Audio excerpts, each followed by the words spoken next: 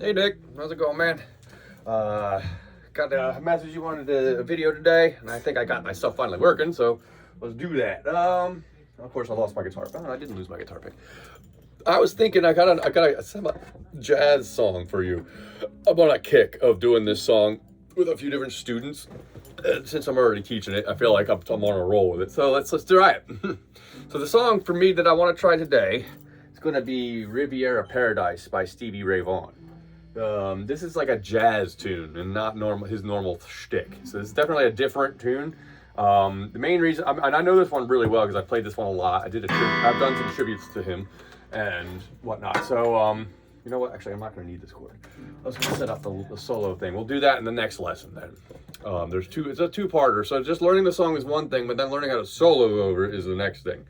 Okay, so it's kind of in that concept where you kind of have 3 scales you can kind of choose from. In this case, it's a little different, where it's just not going to correspond with a chord, but it's going to correspond with a pairing of 2 chords. Okay, and so it's going to be a little different than your normal type of soloing thing that we've worked on as far as like blues. This is going to be a little bit different. So, but anyway, let's start with the intro of the song. Okay.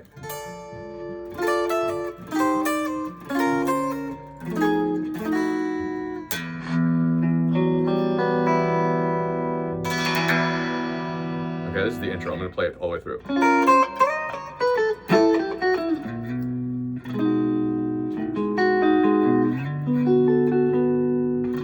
All right, and then it goes into the count-off chords, which are like this. 1, 2, 3, 4, and then the drums will kick in, okay? But we're going to work on just the intro right now, all right? So the chords start with this. I thumb the 10th fret of the low E string, and my pointer finger is on the G, B, and E string on the 10th fret. Okay, so you're gonna mute the D and A string, and you're gonna strum the chord, 12, 10, 12, 10, 10, and then you go back 2 frets, do it again. And then we grab, instead of on the 7th fret, the 8th fret, an F7 sharp 9, which is the Jimi Hendrix. It goes to the flat 9. Okay, we think we did that a couple times on that Pink Floyd song. And then to an E minor 9. Pointer finger on the D string on 4 and pinky on the E string at A string at 7. You can also do it like this too from the Time song. Same chord in a sense, different voicing. Okay, from here it's gonna change. And then we grab a D sharp 7, 9. Then the pinky goes on this, so from the 6th fret to the 8th fret, and then from the 8th. 11, 9 on the E string to 12, 10. Then he grabs a F sharp 9, F sharp 7, sharp 9. Then from here, A, 10th fret, 8th fret, 7th fret, 9th fret, G string to a new chord. B6. Okay, this would be a pointer finger on the D string at 6. Middle finger on the E string at 7, ring finger on the B string at 7, and then pinky on the G string at 8. Okay? Now I look at this as a B chord, so our middle finger is holding the B, which would be the 7th fret, and then we're going to move this whole thing, a middle finger to the 10th fret. Okay, so that would be the intro right there, and then we get into the count-off chords. 1, 2, 3, 4. Okay, so the intro all together would be E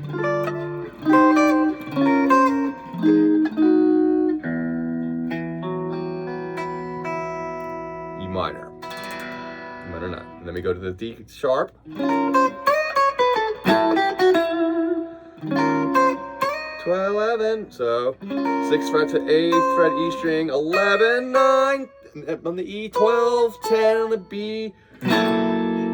F sharp 7, F7 sharp 9, 10, then A, 10, 8, 7, and then 9 on the G.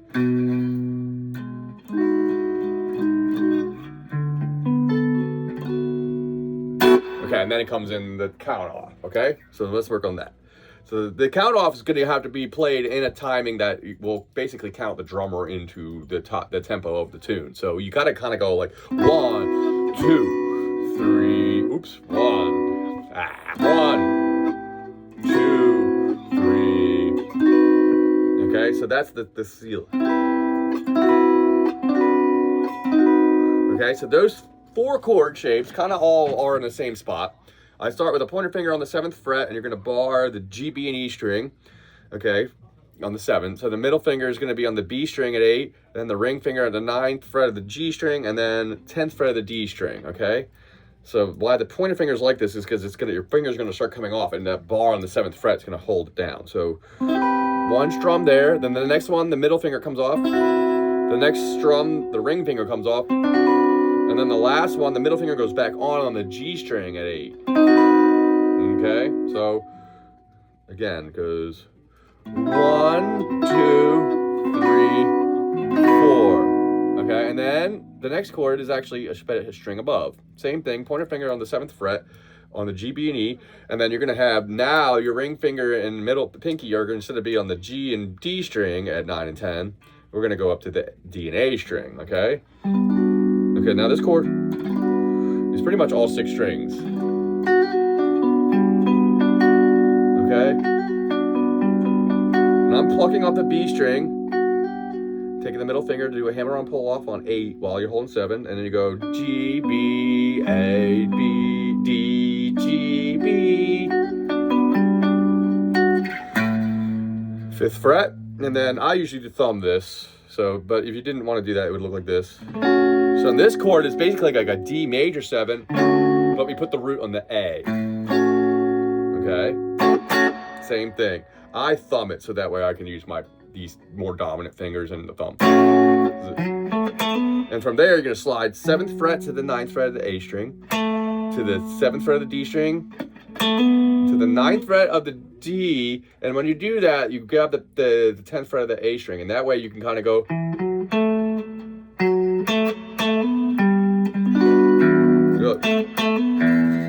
And you go to the open E, and then you get that chord again. Oops. And then a half step down on the second time you go, and then it goes to the next chord. The next chord is the same thing as the first chord, slid back 2 frets. Now the root, though, is on your pinky, so you got to skip no E string now. Now this is an F major 7, and then you're just going to come back down to a G. Now this is like a C major 7, but you just hold the G down. Back to the first one, and then I do the slide into the A string, 5 to 7, 5, 7 of the A, 5, 7 of the D, and then the pinky grabs the 8th of the D, A, and you're back in the chord. Second time back down. Now we grab 2 frets down from that one. So this chord started with this, it goes to this, and then now this is where it changes a little bit, because the other phrases, the 2 ones before that were just the same thing, just moving down a whole step. And then we grab this new chord, 2nd fret of the low E string, and then the 2nd fret of the D, 3rd fret of the G, 4th fret of the B. This is an F sharp 13. Then we grab the B7 sharp 9. Remember that sharp 9 Jimi Hendrix chord? And then to a flat 9 of that, and then to E minor. Okay, so that's the whole progression, all right? I want you to work on that particular chord progression. I'm playing it in standard, so when playing it with me, I want you to try to do it in standard. But when you listen to the track, Riviera Paradise, it's a half step down. He played pretty much everything a half step down, so you'd have to retune your guitar to play along with this. So eventually, I would recommend doing this, because once you learn the soloing, basically, it's going to be, you know, something you want to try and practice over. So in that case, you're gonna have to get good at tuning down a half step, which isn't too crazy, I hope, anyway. Usually it's not too big a deal. I know you got a whammy bar, so if it is sort of a problem, you can find a way to like putting something behind the bridge here to block it from moving, and then tune it down. It should stay where it was, and that way you can kind of just tune it at will. I sometimes grab like $1 or so of quarters and tape them together, and then that's what I use to shove in the back of here, because it kind of fits nice and snug, and that way it doesn't, and it's also not too hard to pull out. So I'm gonna say we should try get good at that. I want to demonstrate real quick with the melody what happens when you do over top. So over top, meaning the soloing bit, I'm gonna put I have a looper right now of this particular track, and I'm hoping that I can get this to freaking work. Okay, so all right, so here we go. Okay, so now this is the first two chords.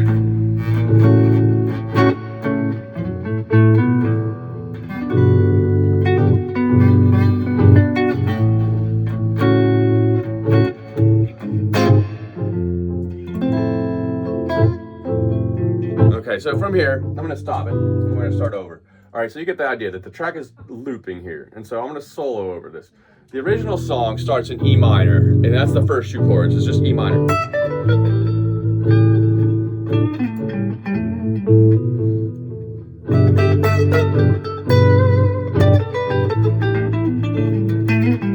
And I'm just playing E minor. Now, the next set of chords is C major.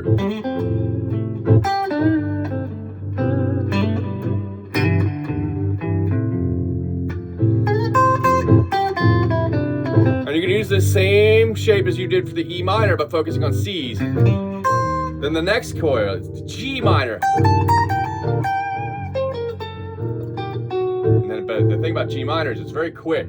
It turns around because of that F sharp 13 into the B 7 sharp 9 flat 9. Okay, so inside of that G minor, you have to make a phrase that actually is going to end up ending probably by the time it changes to E minor.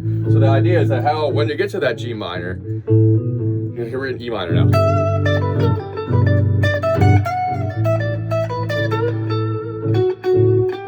To C.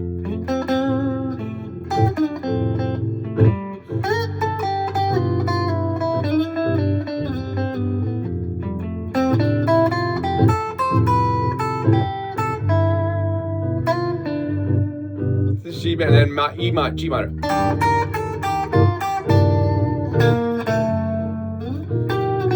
That's the spot right there. So, but I'll just pause it real quick. So one thing I did there is like I started with the G minor. So I just went down the scale, got to this point where I'm at the 15 to 14 of the G, and then immediately I do the same thing in E minor.